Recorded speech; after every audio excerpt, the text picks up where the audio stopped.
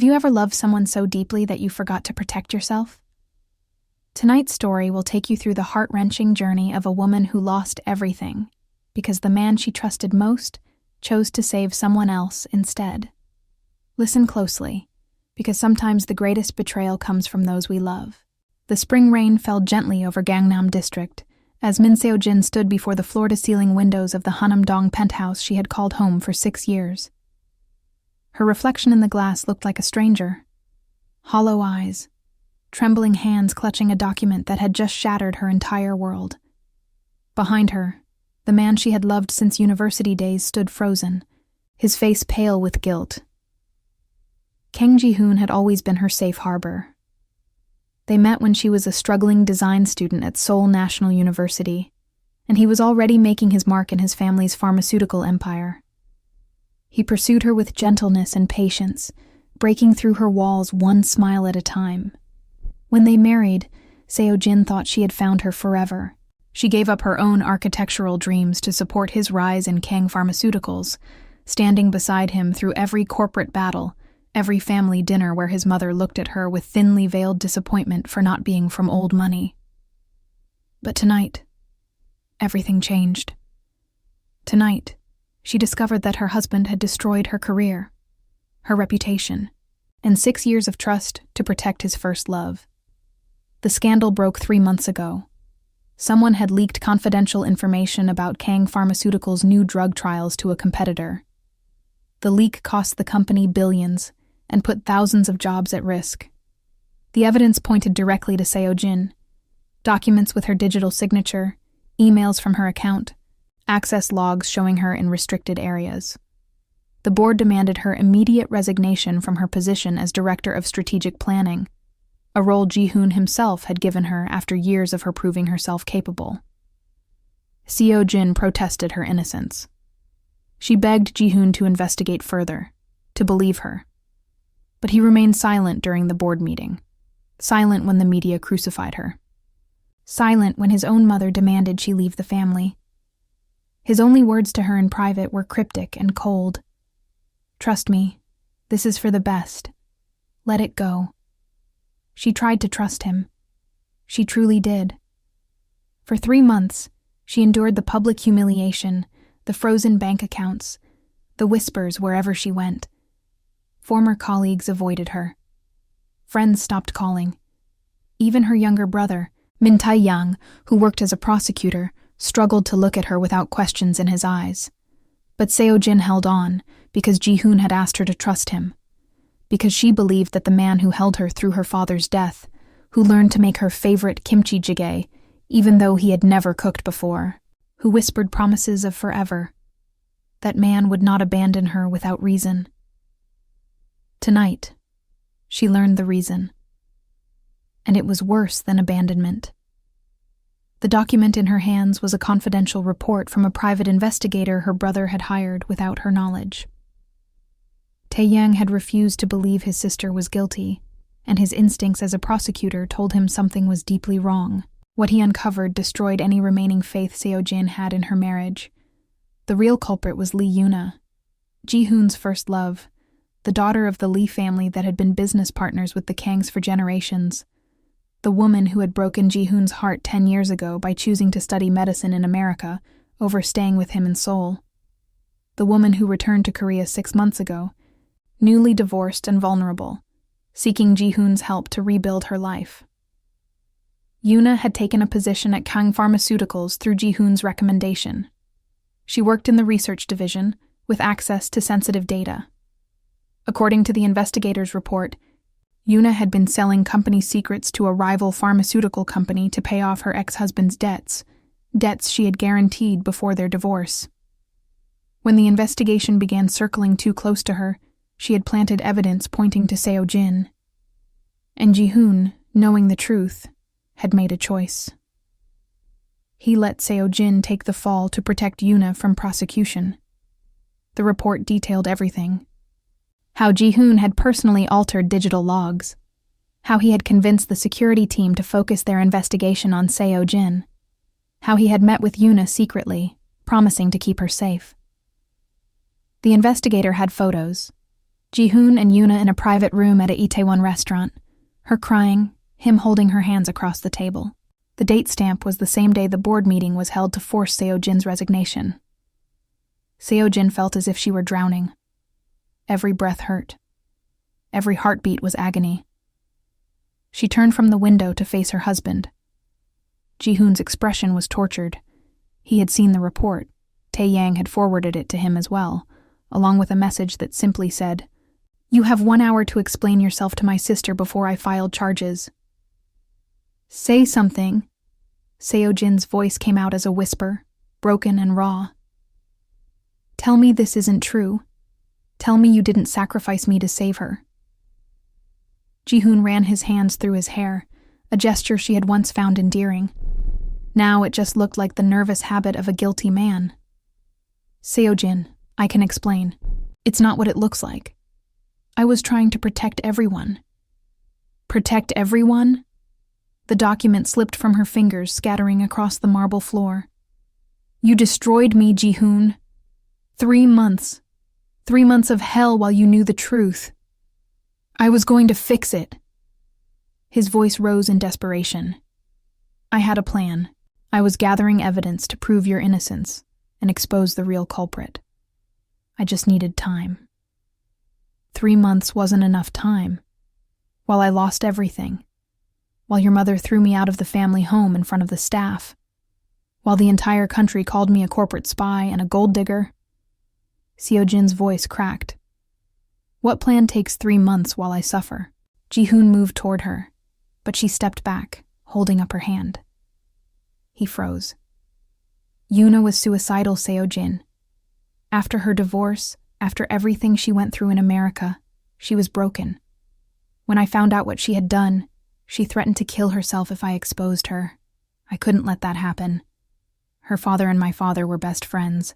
The Lee family has suffered enough scandal with her divorce.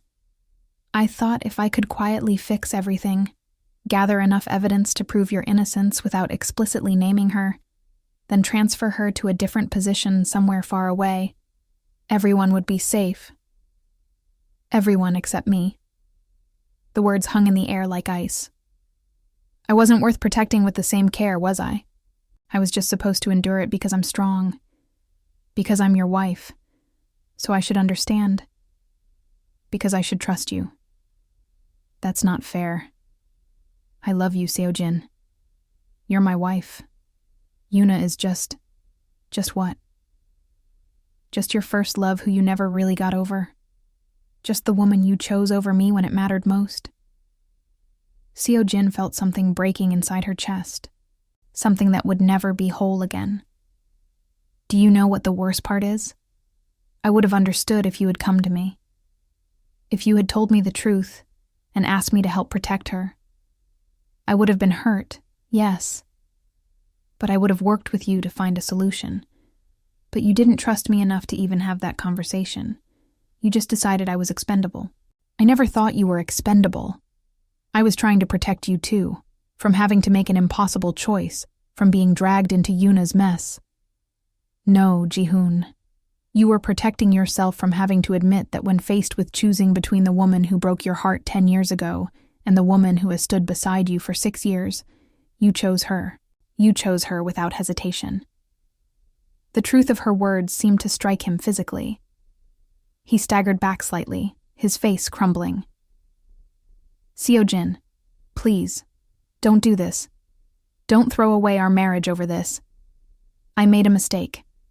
I'll make it right. I'll hold a press conference tomorrow.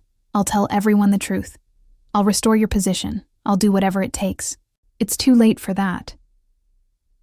Seo-jin's voice was eerily calm now, as if she had moved beyond pain into some numb place where nothing could touch her anymore. "Even if you clear my name tomorrow, everyone will know you let me suffer for 3 months. They'll know you had the power to stop it all and chose not to. What kind of husband does that make you? What kind of man? A man who made a terrible mistake trying to save everyone and ended up hurting the person he loves most." Ji-hoon's eyes were wet now, something she had only seen once before, at his father's funeral. "Seo-jin, I'm begging you. Don't give up on us. I'll spend the rest of my life making this up to you." She looked at him, really looked at him. For the first time since this nightmare began. She saw the man she had loved, yes, but she also saw his weakness, his selfishness disguised as nobility, his inability to make the hard choice when it came to Lee Yuna. She saw that she would never be his first priority when Yuna was in the picture, and she saw that she deserved more than that. "I want a divorce." The words felt foreign on her tongue, but right. So terribly right. "No. No. Seo-jin, please. I've already contacted a lawyer. The papers will be filed tomorrow morning. I'm asking for nothing from you. No alimony, no settlement. I just want out. I want my life back." "You can't just leave." Ji-hoon's desperation was palpable now. He fell to his knees before her, something she never imagined seeing. The powerful Kang Ji-hoon, heir to a pharmaceutical empire, on his knees in their penthouse. "I'll do anything. Tell me what to do and I'll do it. Do you want me to cut ties with Yuna completely? Done. Never speak to her again? I'll do it right now. Do you want me to expose everything and let her face the consequences? I'll call the board tonight.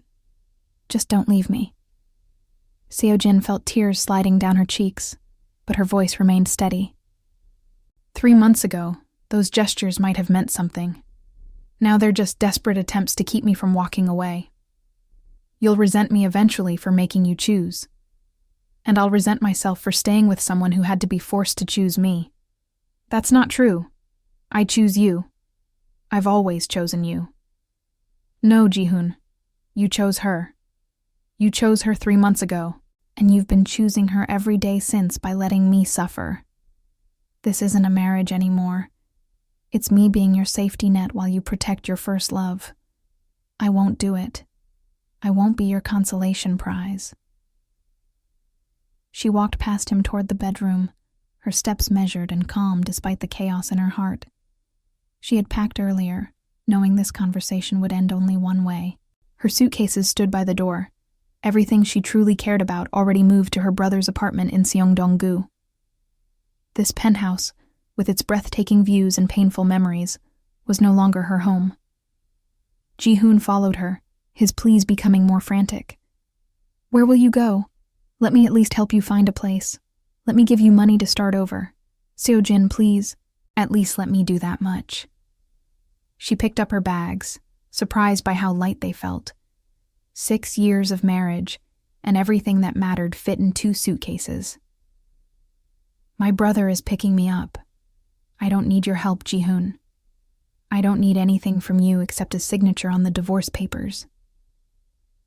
"What about our anniversary? It's next month. We were going to renew our vows in Jeju, remember? You said you wanted to do it right this time, with our families truly celebrating together. We planned everything."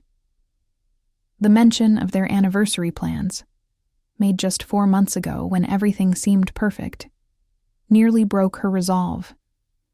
But Seo-jin forced herself to remember the humiliation, the betrayal, the 3 months of agony while he kept silent. Those plans were made by 2 people who don't exist anymore.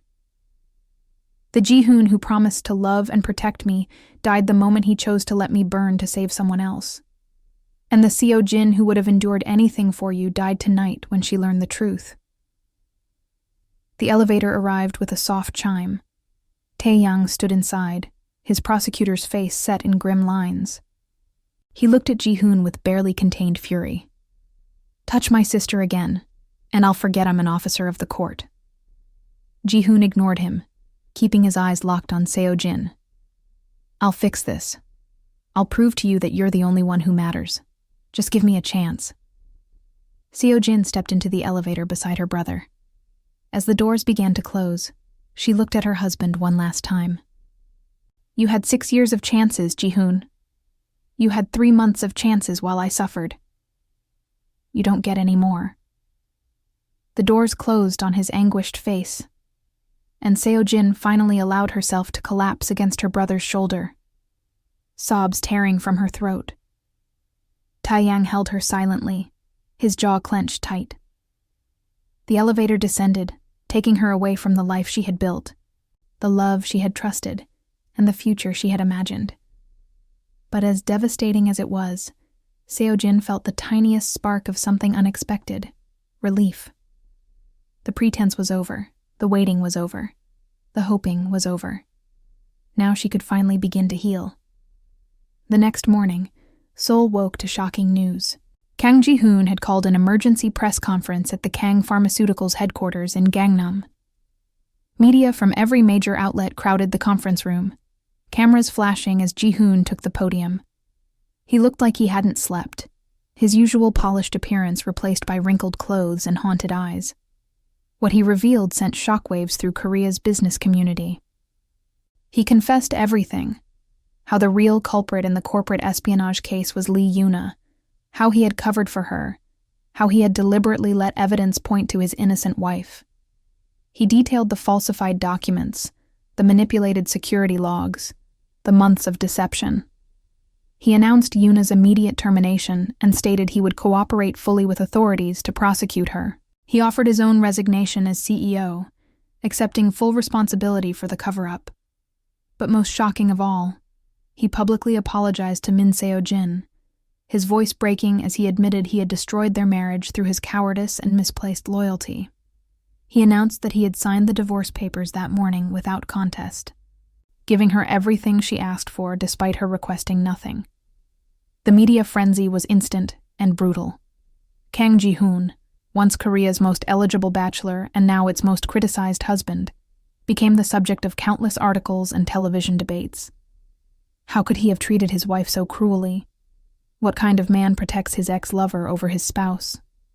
The Kang family stock price plummeted. The board demanded investigations. His mother, mortified by the public scandal, went into seclusion. Lee Yoona, faced with irrefutable evidence and Ji-hoon's testimony, was arrested within hours. The prosecution moved swiftly, and Taeyang, who recused himself from the case due to personal involvement, watched with grim satisfaction as his colleagues built an airtight case against her. But the person at the center of the storm remained silent. Seo-jin refused all interview requests, declined to comment on the press conference, and quietly went about rebuilding her life. She moved into a modest apartment in Yeonnam-dong, far from the luxury of Gangnam, but closer to the person she used to be. She contacted her old architecture professor from university and asked if there were any opportunities for someone returning to the field after years away. The professor, who had always believed in her talent, was thrilled. He connected her with a small but prestigious firm specializing in sustainable urban design, exactly the kind of work Seo-jin had dreamed of doing before she had set aside her ambitions for Ji-hoon's career. They offered her a junior designer position, a significant step down from her executive role. But Seo-jin didn't care. This was work she loved, work that was hers, work that no one could take from her. Weeks passed.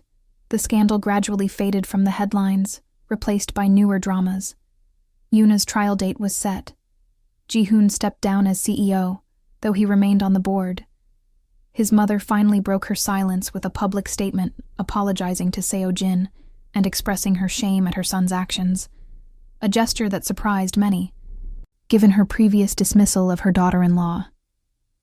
Seo-jin focused on healing. She threw herself into her work, creating beautiful designs that earned praise from her new colleagues. She reconnected with old friends she had neglected during her marriage. She attended therapy, working through the trauma of betrayal and public humiliation. She learned to sleep without nightmares, to smile without forcing it, to exist without the constant weight of someone else's choices crushing her spirit. Her brother visited often, bringing home-cooked meals and terrible jokes to make her laugh. His wife, Choi Mi-ra, became a fierce friend, inviting Seo-jin to family dinners and outings, ensuring she never felt alone. Slowly, painfully, Seo-jin began to feel like herself again, not the corporate wife who had molded herself to fit someone else's expectations, but the passionate, creative woman she had been at 22. But Ji-hoon would not let go. He sent flowers to her apartment daily, elegant arrangements that she gave to her elderly neighbors. He sent letters, long handwritten apologies that she burned without reading. He tried to show up at her workplace, only to be turned away by security she had explicitly arranged. He called her brother, begging for chances to explain, to apologize, to somehow make amends. Tae-young, protective and furious, told him in no uncertain terms to leave Seo-jin alone. Ji-hoon's desperation grew. He hired investigators to learn about her life, not to intrude, but simply to know she was all right. He discovered she was working at a design firm, living simply, apparently doing well. The knowledge brought him both relief and crushing pain. She was rebuilding without him and doing it successfully. He wasn't needed. He had made himself unnecessary in the life of the one person he couldn't live without. 3 months after the divorce, Ji-hoon stood outside Seo-jin's apartment building in Yeonnam-dong on a cold autumn evening. He had tried everything else. Now he would simply wait. If she wanted him to leave her alone forever, she would have to tell him to his face. He owed her that much, the chance to finally speak her mind to him directly, without lawyers or intermediaries. He waited in the morning chill when she left for work. She saw him, her steps faltering for just a moment before she walked past without acknowledgement, her face carefully blank. He waited through the day while she was at work. He waited as evening fell, and she returned, grocery bags in hand. This time she stopped, standing several feet away from him. "What are you doing here, Ji-hoon?"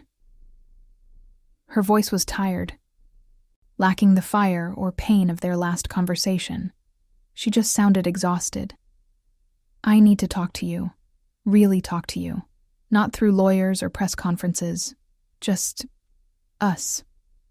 There is no us anymore. You made sure of that. I know I destroyed everything. But Seo-jin, please, just give me 10 minutes. If after that you never want to see me again, I'll respect that. I'll disappear from your life completely. Just 10 minutes. She studied him for a long moment. He looked terrible, thinner, with shadows under his eyes, his usual confident bearing replaced by something almost hollow. A small, petty part of her was glad he was suffering, but mostly she just felt sad. Sad for what they had lost. Sad for who they had been. Sad that it had come to this. 10 minutes. But not here. There's a cafe around the corner. They sat across from each other in a small, quiet cafe in Yeonnam-dong, so different from the upscale restaurants they used to frequent. Ji-hoon stared at his untouched coffee while Seo-jin waited, her hands wrapped around a warm cup of tea. "I need you to understand something," Ji-hoon finally began, his voice low. "What I did was unforgivable. I know that. I'm not here to make excuses or ask for forgiveness. I just need you to know the full truth, because you deserve that much. I know the truth. You chose Yuna over me. You let me suffer to protect her. What else is there? The why, the real why, not the surface reason I gave you." He looked up, meeting her eyes for the first time. "When Yuna came back to Korea, I felt nothing for her romantically. That part of my life was over. But she was broken, Seo-jin. Truly broken. Her divorce had destroyed her financially and emotionally. Her ex-husband had abused her, controlled her, isolated her from everyone. When she finally escaped and came home, she was a shell of the girl I once knew." Seo-jin's expression remained carefully neutral, but she didn't interrupt. "I helped her because I felt guilty. 10 years ago, when she chose to go to America, I reacted badly. I said cruel things because I was hurt. I told her she was making a mistake, that she'd regret choosing her career over me. And I was right, but not in the way I thought. She met her ex-husband there, a senior doctor who seemed perfect but turned out to be a monster. And I couldn't help thinking that if I had been more supportive, if I hadn't pushed her away in anger, maybe she would have felt she could come home earlier. Maybe she wouldn't have suffered as long." He ran his hands over his face, a gesture of exhaustion. "So, when she got into trouble at the company, when I discovered what she'd done, I felt responsible. Like her suffering was partly my fault, and I thought I could fix it quietly, protect her from more scandal, and keep you safe from the whole mess at the same time. By making me the scapegoat, Seojin said quietly. I never meant for it to go as far as it did. I thought it would be a week, maybe 2, before I could redirect the investigation without obviously pointing at Yuna. But then the evidence against you seemed so damning because she had been so thorough in framing you. And the board moved faster than I expected. And suddenly it was spiraling out of control, and I didn't know how to stop it without completely exposing Yuna, which would have driven her to suicide. She had already attempted it once. I had seen the scars on her wrists from when she tried in America. So you chose her life over my dignity, over my career, over our marriage. Yes. The word hung between them, stark and honest. I chose her life over everything else, and I was wrong. Because while I was so focused on keeping Yuna alive, I was killing you slowly. I was killing us. And by the time I realized how much damage I had done, it was too late. You were already gone, and I couldn't blame you for leaving. Seojin was quiet for a long moment, processing his words. Part of her understood the impossible position he had felt trapped in. Another part of her knew that understanding didn't change anything. Ji-hoon, I appreciate your honesty now. I do. But it doesn't fix what's broken. You made a choice to protect someone else at my expense. You decided unilaterally that your guilt toward your ex-girlfriend was more important than your commitment to your wife. Even if your intentions weren't malicious, the result was the same. I was betrayed. I was abandoned. And I can't forget that. I'm not asking you to forget. I'm just asking if someday, maybe, you might be able to forgive me. Not now. Not soon. But someday. I don't know if I can. And even if I could forgive you, it wouldn't mean I'd want to be with you again. Too much has happened. Too much trust has been destroyed. Ji-hoon nodded slowly, as if he had expected this answer but hoped for something different. Can I ask you one thing? Are you happy now? Really happy. Seojin considered the question carefully. I'm not happy yet, but I'm healing. I'm finding myself again, and I think that's more important than happiness right now. You were always too wise for me, he said with a sad smile. That's one of the things I loved about you. You saw things so clearly while I was stumbling around making mistakes. Don't romanticize what we had, Ji-hoon. It's over. We need to accept that and move forward separately. I know, I will. I just needed you to know that you weren't wrong about me, about us. What we had was real. I did love you. I still do. I just failed you spectacularly when you needed me most, and I'll regret that for the rest of my life. Seojin stood, signaling the end of their conversation. Ji-hoon rose as well, accepting that his 10 minutes had become 20, but that it was time to let her go. Goodbye, Ji-hoon. I hope you find a way to forgive yourself, even if I can't. Goodbye, Seojin. Thank you for giving me this moment. I don't deserve it, but I'm grateful for it. She walked out of the cafe without looking back, leaving him standing alone. It should have felt final, this goodbye. It should have brought closure. But as Seojin walked back to her apartment, she felt unsettled. Not because she regretted her decision, but because she could see Ji-hoon was genuinely suffering. And despite everything, despite the anger and hurt, a small part of her that had loved him for 6 years still hurt for him. But that didn't mean she would go back. It couldn't mean that. Some betrayals, no matter how well-intentioned, created wounds too deep to heal within the relationship that caused them. Seojin had learned that the hard way. The trial of Lee Yuna became one of the most watched legal proceedings in recent Korean history. The evidence was damning. Falsified documents, financial records showing payments from the competing pharmaceutical company, Digital forensics proving she had accessed files far beyond her clearance level and sent them to external recipients. Her defense attempted to paint her as a victim of circumstance, a woman driven to desperation by an abusive ex-husband's debts. The prosecution, led by a colleague of Taiyang's, methodically destroyed that narrative. Yes, Yuna had suffered in her marriage, but her corporate espionage began before her divorce was finalized, when she had returned to Korea and specifically sought employment at Kang Pharmaceuticals. The investigation revealed she had planned the entire scheme, getting close to Ji-hoon to secure her position, gaining access to sensitive information, and methodically preparing to frame Seo-jin from the beginning. The romantic history with Ji-hoon had been her insurance policy, knowing he would feel guilty and protective enough to shield her if she was caught. The depth of her manipulation shocked everyone, including Ji-hoon. He testified at the trial, his voice hollow as he described how Yuna had played on his guilt and his memories of their past, how she had deliberately mentioned her suicide attempts at strategic moments to keep him compliant, how she had even suggested that framing Seo-jin would be a temporary solution that they could fix once the investigation cooled down.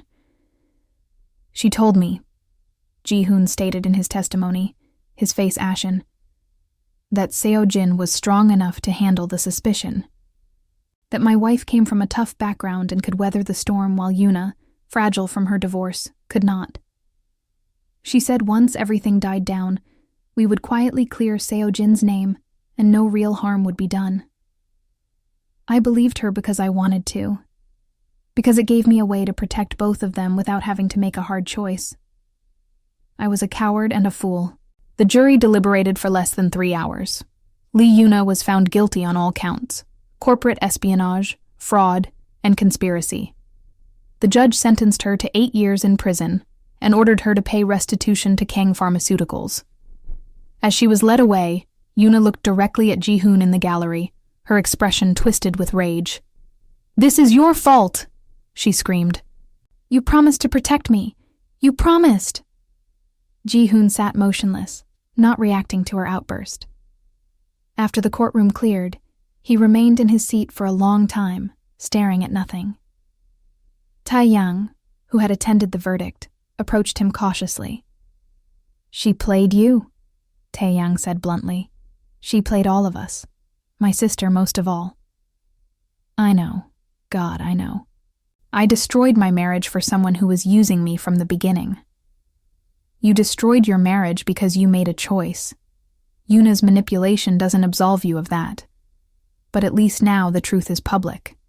My sister can rebuild her reputation completely." "How is she?" Ji-hoon asked quietly. "Really. Not the polite version. How is Seo-jin?" Taeyang considered whether to answer, then decided honesty was what Ji-hoon deserved. "She's doing better than you probably hope, but not as well as she pretends. She throws herself into her work. She smiles when she needs to. But I see her sometimes when she doesn't know I'm watching, and she looks lost. Like she's not sure who she is anymore after everything that happened. I did that to her. Yes, you did. But she's strong. She'll figure it out. She doesn't need you to heal. That's something she has to do herself." "I know. I just wish I could help somehow." "You can help by leaving her alone. Let her breathe. Let her rebuild without you hovering. If you really love her, give her the space to become whole again." Ji-hoon nodded, accepting the harsh truth. "Tell her." "No, don't tell her anything. Just make sure she knows she's not alone, that she has people who love her. She knows. She's always known. That's why she survived what you put her through." Taeyang left, and Ji-hoon remained in the empty courtroom, finally understanding the full weight of his failures. Yuna's conviction didn't absolve him. The truth being revealed didn't erase the months of pain he had caused. Public vindication for Seo-jin didn't restore their marriage. He had won nothing and lost everything. Winter came to Seoul, bringing bitter cold and heavy snow. Seo-jin's design firm won a major contract for a sustainable housing development in Gangwon province, and her proposal, a brilliant integration of traditional Korean architectural elements with modern green technology, had been the deciding factor. Her boss praised her vision, her colleagues celebrated the win, and Seo-jin felt a spark of genuine pride and joy for the first time in months.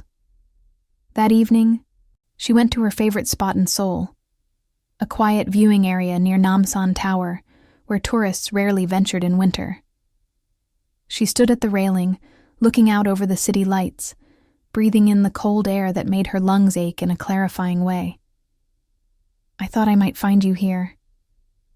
She spun around to find Ji-hoon standing a few feet away, bundled against the cold. Her first instinct was anger. He had promised to leave her alone. But then she noticed he looked different. Not desperate or broken, but calm, resolved. "I'm not here to beg," he said quickly, seeing her defensive posture. "I'm here to say goodbye properly, and to give you something you deserve." He held out an envelope. When she didn't move to take it, he set it on the railing between them. "It's a letter of recommendation, from me and from the entire Kang Pharmaceuticals board. We want to correct the record formally, to document that you were an exemplary director of strategic planning and that your resignation was forced under false pretenses. Any company would be lucky to have you. You'll need it for your file." Seo-jin picked up the envelope carefully, as if it might burn her. "Why now?" "Because I've finally accepted that I can't fix what I broke. I can't make this up to you. All I can do is try not to cause you any more harm. This letter is something concrete, something that might actually help you move forward. It's the least I can do. Taeyang told you to leave me alone. He did, and I will, after tonight. I needed you to know that I understand now what I should have understood then, that your career, your reputation, your dignity were not acceptable sacrifices for anyone else's protection. That you deserved a husband who would burn the world down to keep you safe, not throw you to the flames to save someone else." Seo-jin felt tears prick her eyes but refused to let them fall. "You're right. I did deserve that. I deserved so much better than what you gave me. I know. And I hope someday you find someone who gives you everything I failed to. Someone who chooses you first, always. Who doesn't make you wonder where you rank in their priorities. You deserve that kind of love, Seo-jin. You always did." He took a step back, creating more distance between them. "I'm leaving Seoul, taking a position at our pharmaceutical branch in Singapore. It's better this way. You can rebuild here without wondering if you'll run into me, without having to see my face in the news or at events. You can have your life back." "You're running away," she said softly, not accusatory, just observational. "Maybe. Or maybe I'm finally doing the right thing by removing myself from your orbit. Either way, I won't be here to be an obstacle to your healing." Seo-jin looked at him, really looked at him, for the first time since the divorce. She saw regret carved into every line of his face. She saw the weight of his choices bowing his shoulders. She saw a man who had loved her imperfectly and hurt her tremendously, and now had to live with that knowledge. And she found that she could let him go without bitterness. Not with forgiveness, not yet, maybe never, but without the poisonous anger that had sustained her through the worst days. "I hope you find peace, Ji-hoon. I really do. Not for your sake, but because holding on to anger against you only hurts me. So I'm letting it go. I'm letting you go. Thank you. That's more than I deserve. It's what I deserve. The freedom to stop carrying your mistakes." He nodded, understanding. Then, with a final look at the woman he had loved and lost, Ji-hoon turned and walked away through the falling snow. This time Seo-jin watched him go. She watched until he disappeared around the bend, until she couldn't see him anymore. And then she turned back to the city lights, breathing deeply, feeling something shift inside her chest. It felt like closure, like release, like the final page of a painful chapter turning, making space for whatever came next. Spring returned to Seoul with cherry blossoms and warm breezes, and a sense of renewal that Seo-jin hadn't felt in years. Her sustainable housing project in Gangwon was breaking ground, and she had been invited to give a lecture at Seoul National University about integrating traditional and modern architectural philosophies. Standing in the same lecture hall where she had once been a student, looking out at young faces full of dreams and ambitions, Seo-jin felt a profound sense of having come full circle. After the lecture, her old professor invited her to coffee. "You've changed," he observed gently. "When you first came back to me, you were brilliant but wounded. Now you're just brilliant." Seo-jin smiled. "I'm learning to be okay with just being myself again, without defining myself through someone else or through what happened to me. It's harder than it sounds. The best things usually are. I'm proud of you, Seo-jin. Not many people could have survived what you went through with grace." "I didn't always have grace. I had anger and bitterness and so much hurt. But I also had my brother, my sister-in-law, good friends, and work I loved. They gave me reasons to keep going when I wanted to give up." They talked for hours about architecture and life and the future. When Seo-jin finally headed home that evening, she felt lighter than she had in over a year. The wounds were still there, probably always would be.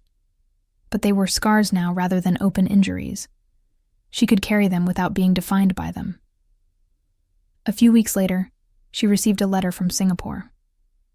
Ji-hoon's handwriting on the envelope made her hesitate, but curiosity won out. Inside was a short note and a newspaper clipping. The clipping was an announcement of a new charitable foundation, the Min Seo-jin Foundation for Women in STEM, funded by an anonymous donor with an initial endowment of 5 billion won. The foundation would provide scholarships, mentorship, and career support for women in science, technology, engineering, and mathematics fields. Ji-hoon's note was simple. "I can't undo the past, but maybe I can help create a better future for women who deserve the opportunities and support you should have had. This isn't about earning forgiveness. It's about doing something meaningful with my regret. I hope it helps, even a little. J.H." Seo-jin sat with the letter for a long time, emotions warring inside her. Part of her wanted to reject anything from Ji-hoon, even something this positive. But another part recognized that this wasn't about him trying to win her back or salve his conscience. This was him using his resources to create real change, using her name to honor her rather than exploit her. She kept the letter and called the foundation's director the next day to offer her services as a board advisor. If Ji-hoon was genuinely trying to create something good from the ashes of their failed marriage, she would make sure it actually helped women and didn't become just another vanity project. The director, a sharp woman named Park Ji-won, was thrilled. "We were hoping you'd be willing to get involved. Your experience and perspective would be invaluable. And Ms. Min, I want you to know, the anonymous donor was very clear that you should have complete autonomy over how the foundation operates. He wants no say in its direction. He just wanted to create it in your honor." It was, perhaps, the most meaningful apology Ji-hoon could have offered. Not words or grand gestures, but concrete action that supported something Seo-jin cared about while asking nothing in return. Months passed. The foundation grew, helping dozens of young women pursue their dreams. Seo-jin's housing project was completed to critical acclaim, earning her a prestigious architecture award. Her firm made her a senior designer, recognizing both her talent and her dedication. Life slowly filled with new experiences, new challenges, new joys that had nothing to do with her past. She went on dates occasionally, though nothing serious. The men were nice, a fellow architect she met at a conference, a friend of Tai Yang's from the prosecutor's office, a professor from university days who had recently divorced.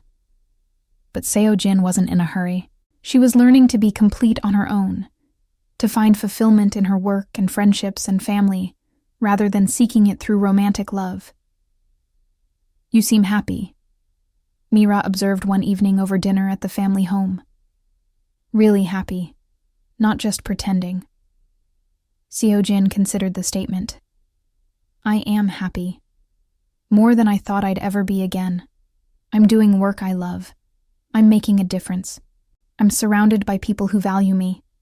I'm enough, just as I am. That's beautiful, sister. You've come so far. I had help. I had all of you. Seo-jin squeezed her sister-in-law's hand. I don't think I ever properly thanked you for standing by me through everything, for not judging, for just being there. Family stands together. Always. 2 years after the divorce, Seo-jin stood at another exhibition, this time showcasing her designs alongside other prominent Korean architects. Her sustainable housing project had won multiple international awards, and she had been invited to present at conferences around the world. She had truly rebuilt her career, not back to where it was, but to somewhere better, more authentic. At the exhibition opening, someone tapped her shoulder. She turned to find an unfamiliar face, a handsome man about her age with kind eyes and an easy smile. Min Seo-jin? I'm Young-woo Jin. I work for the Seoul Metropolitan Government in urban planning. I've been following your work for months. Your philosophy on sustainable design is revolutionary. They talked for hours, first about architecture, then about books and travel and life in Seoul. Woo Jin made her laugh genuinely, something she hadn't done with a man in years. When he asked if she'd like to get coffee sometime, she found herself saying yes without hesitation.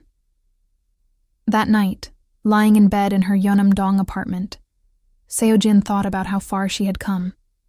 From the devastated woman who had left her marriage in pieces, to someone who could smile at a stranger and feel butterflies without fear. The journey had been brutal, but she had survived it. More than survived. She had transformed. Her phone buzzed with a message from an unknown number. Usually she ignored these, but something made her check. It was from Ji-hoon, a number she had deleted but apparently still recognized on some level. The message was short. I saw the news about your award. I'm incredibly proud of you. Not because I had anything to do with who you are now, but because you became this person despite what I did to you. You deserve this success and so much more. I hope you know how extraordinary you are. JH. She stared at the message for a long moment, then typed a simple response. Thank you. I hope you found some peace too. She hesitated, then added, I forgive you. Not for you, but for me. Because holding on to it doesn't serve me anymore. I'm letting the past go completely now. Take care of yourself, Ji-hoon.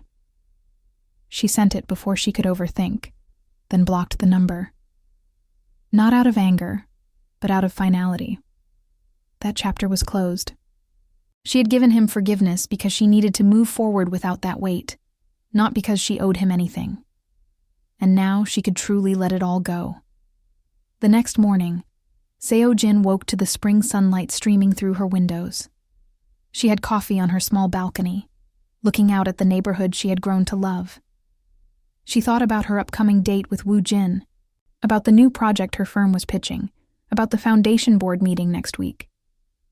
She thought about all the possibilities stretching before her, a life she was actively choosing rather than one that happened to her. And she smiled.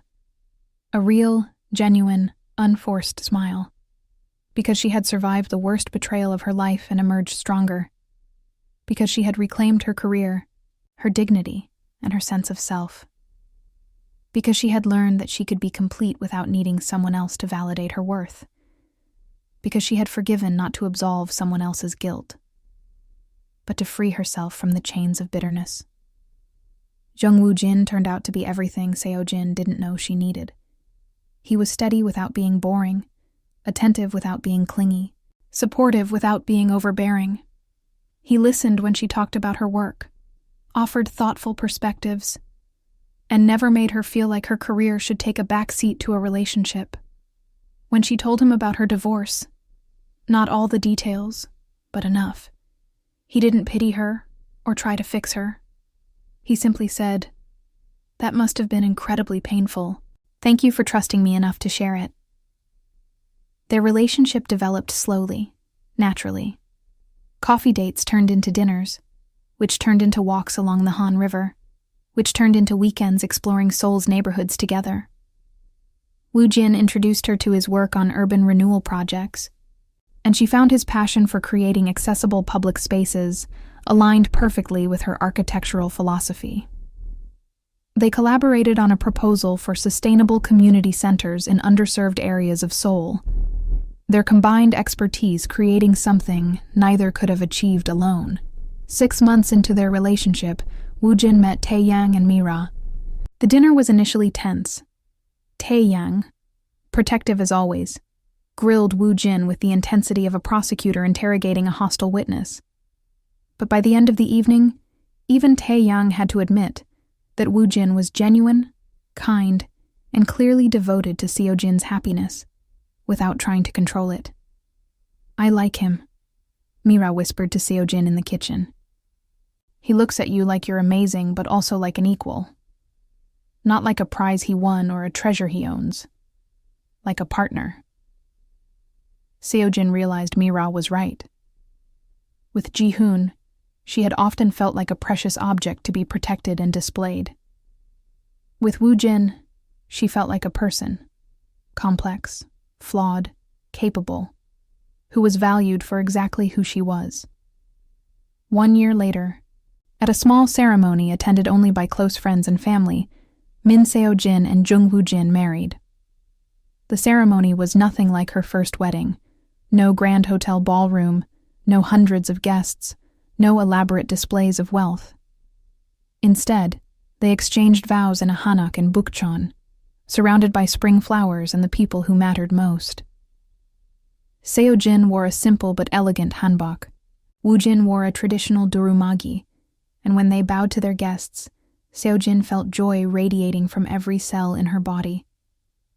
During the small reception, Tae-yang raised his glass for a toast.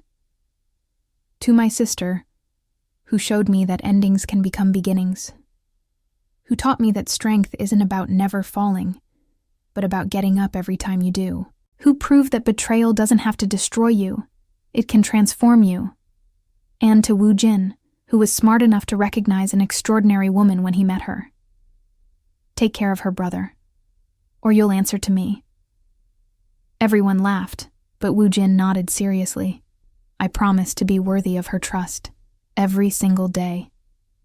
As Seo Jin danced with her new husband that evening, she caught a glimpse of herself in a mirror. The woman looking back was different from the one who had left a penthouse in tears 3 years ago. She was different from the girl who had married Ji-hoon 7 years ago. This woman knew her own worth. This woman had built a life on her own terms. This woman had chosen a partner who chose her every day without reservation. Later, when the guests had gone, and she and Woo Jin were alone in their new apartment in Seongsu-dong, a space they had designed together, he pulled her close. "Are you happy?" he asked. "Yes," she answered without hesitation. "More than I ever imagined possible."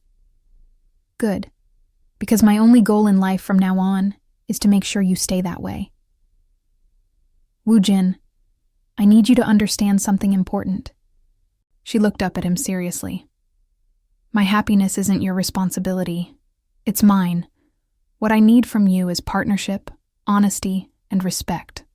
Can you give me that? Every day for the rest of our lives. Then that's all I need." They stood by the window, looking out at the Seoul skyline, the city lights twinkling like stars. Seo Jin thought briefly about the woman she used to be, the man she used to love, the life she used to have. She felt neither regret nor longing, just a quiet acknowledgement that those experiences had shaped her, but didn't define her. Somewhere across the world in Singapore, Ji-hoon was building his own new life, working hard, staying away from romantic entanglements, channeling his energy into his work and charitable causes. He had never remarried, never even dated seriously. Some part of him remained anchored to the memory of what he had lost, and the knowledge that he had destroyed the best thing in his life through his own failures. He saw the announcement of Seo Jin's remarriage through a Korean news site he still checked occasionally. The photo showed her radiant in traditional dress, her smile genuine and bright, her new husband looking at her with clear devotion. Ji-hoon stared at the image for a long time, feeling the familiar ache of loss mixed with something new. Genuine happiness for her. He sent no message, made no contact. That part of his life was over. But he kept the photo, a reminder of both his greatest failure and his most important lesson. That love without wisdom is not enough. That protecting someone means respecting them first, and that some chances, once lost, never return. In the years that followed, Seo Jin's career soared to new heights. She became one of Korea's most respected architects, known not just for her innovative designs, but for her commitment to social responsibility and sustainability. The foundation bearing her name grew exponentially, helping hundreds of women pursue careers in fields traditionally dominated by men. She and Woo Jin had 2 children, a daughter and a son, who grew up watching their mother build beautiful spaces and their father plan livable cities, learning that partnership meant mutual support and respect. Seo Jin never forgot the pain of her first marriage, but she no longer let it define her. It became simply one chapter in a much longer, richer story, a chapter that taught her hard lessons about trust, self-worth, and the importance of choosing people who choose you back without hesitation. On her 40th birthday, surrounded by family and friends at a celebration Woo Jin had organized, Seo Jin made a toast. To the people who stood by me when I was broken. To the people who believed in me when I couldn't believe in myself. To the people who showed me that endings are just new beginnings waiting to unfold. And to the understanding that we are not defined by what happens to us, but by how we rise from it. Thank you all for being part of my journey. As glasses clinked and laughter filled the air, Seo Jin felt profound gratitude. Not for the betrayal she had endured, but for the strength it had revealed in her. She had been tested by fire, and emerged not just surviving, but thriving. She had learned that she could lose everything and still rebuild. That forgiveness was something she could give herself, not just others. That happiness was a choice she could make every day, regardless of her past. And most importantly, she had learned that trust, once shattered, could be rebuilt. Just not with the person who broke it. With Woo Jin, she had discovered what it meant to be chosen first. Always. To be valued not for what she could do for someone else, but for who she was. To be in a partnership where both people grew stronger together, rather than one sacrificing for the other.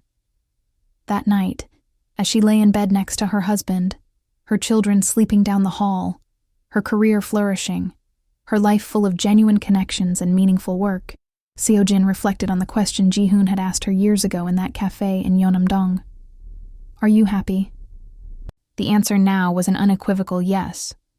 Not because the past hadn't hurt, not because the betrayal hadn't scarred her, but because she had learned that happiness wasn't something someone else could give or take away.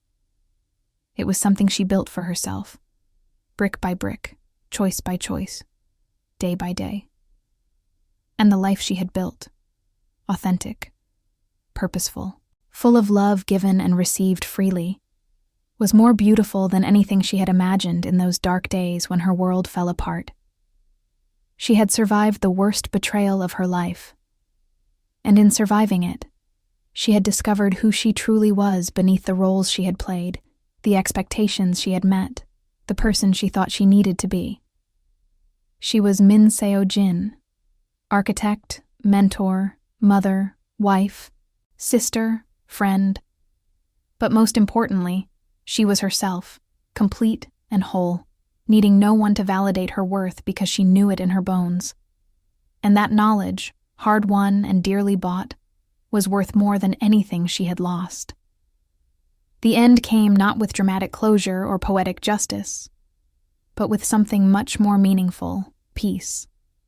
Seo Jin at 45 stood at the opening of her most ambitious project yet.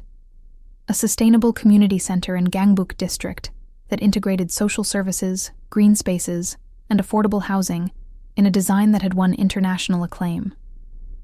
As she gave her speech to the assembled crowd, she caught sight of her family in the front row, Woo Jin holding their daughter's hand, while their son stood tall beside them, Taeyang and Mira beaming with pride.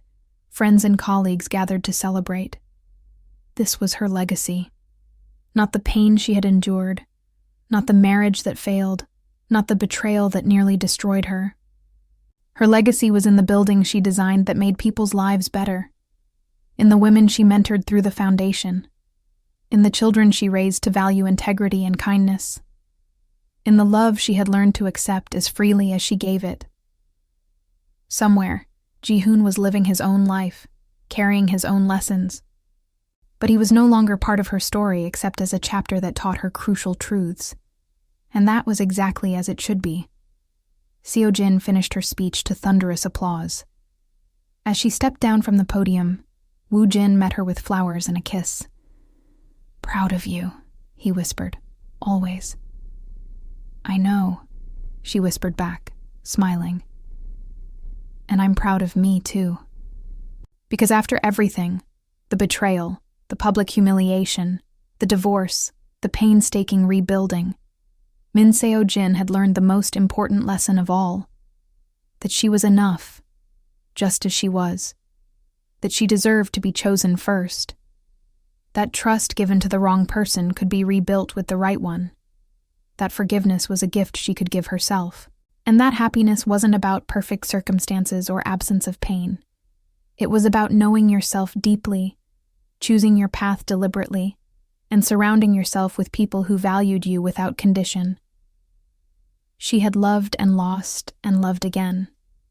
She had been broken and had healed. She had trusted and been betrayed and learned to trust again wisely. And through it all, she had become exactly who she was meant to be. That was her story. Not a tale of victimhood or revenge, but of transformation and growth. Not a tragedy, but a triumph. Quiet, hard-won, and absolutely real. And when she looked at her life now, she felt nothing but gratitude for the journey, painful as parts of it had been. Because every step, even the wrong ones, even the agonizing ones, had led her here, to this moment, this life, this person she had become. Min Seo Jin, who had once lost everything, now had everything that truly mattered. And no one, not her past, not her pain, not the man who had betrayed her, could take that away. She was free, she was whole, she was happy, and that was the greatest success story of all.